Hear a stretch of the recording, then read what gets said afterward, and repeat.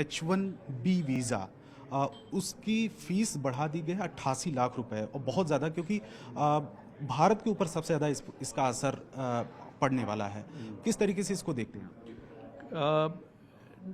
I mean ये लोग अभी यूएस जा रहे हैं, लेकिन इंडिया में भी काम कर सकते हैं। इंडिया में भी बहुत अच्छा कंपनीज है और अच्छा डेवलपमेंट हो रहा है। तो इधर बहुत अपॉर्चुनिटीज़ मिलेगा इंडिया में, तो इंडिया में काम कर सकते हैं लोग। प्रधानमंत्री की आर्थिक सलाहकार परिषद के अध्यक्ष एस महेंद्र देव जी हमारे साथ बातचीत करने के लिए। सर, एक तो सबसे बड़ी बात ये कि 22 तारीख से जीएसटी की दरों को लेकर जो फैसला हुआ है उसको किस तरीके से देख रहे हैं और कितना राहत की उम्मीद आप जता रहे हैं? नो जीएसटी पहले 4 स्लैब्स था, रेट्स था, अभी 2 रेट हो गया, 5% और 18%। तो जीएस के उसका रेवेन्यू लॉस होता है गवर्नमेंट का एस्टिमेट से 48,000 करोड़। लेकिन अभी रेट्स कम करने से एक कंजम्पशन बढ़ेगा, क्योंकि कंजम्पशन दी पुअर पीपल को और मिडिल क्लास इनकम वालों को बहुत फ़ायदा मिलेगा। अच्छा। और गवर्नमेंट को भी रेवेन्यू मिलेगा, ज़्यादा मिलेगा। तो ये फिस्कल डेफिसिट में कुछ इम्पैक्ट नहीं होगा। 4.4% फिस्कल डेफिसिट हम इस साल होगा। अच्छा, 54 ऐसे सामान की चीज़ों की लिस्ट एक बनाई गई है जो सेंट्रल की तरफ से, जिसमें ये कहा जा रहा है कि 22 तारीख से रैंडम चेकिंग होगी कि इसके दाम कम हुए हैं कि नहीं हुए एक्चुअल में। आप लगता है कि इस पर कार्रवाई होगी कि बहुत सारी कंपनियां उसको इम्प्लीमेंट कर रही हैं नहीं कर रही हैं? हाँ, हमने भी कंपनियों से बातचीत कर दी है, तो वो बता रहे थे वो कम कर देंगे। अच्छा।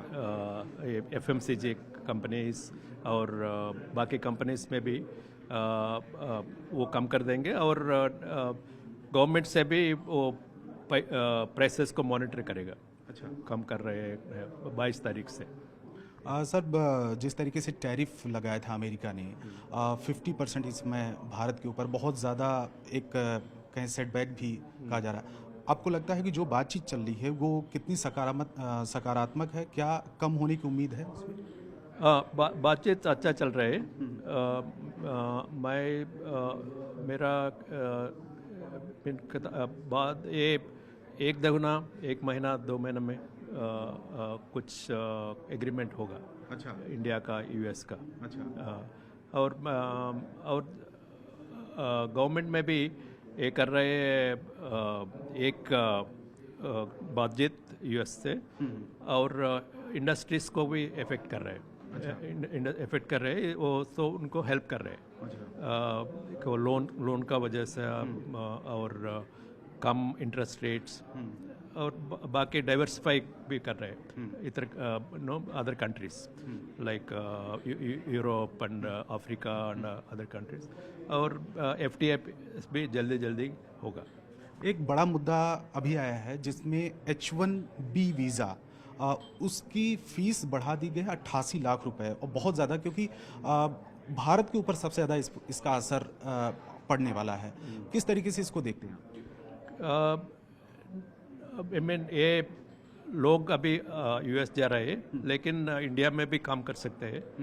इंडिया में भी बहुत अच्छा कंपनीज है और अच्छा डेवलपमेंट हो रहा है। तो इधर बहुत अपॉर्चुनिटीज़ मिलेगा इंडिया में, तो इंडिया में काम कर सकते हैं लोग।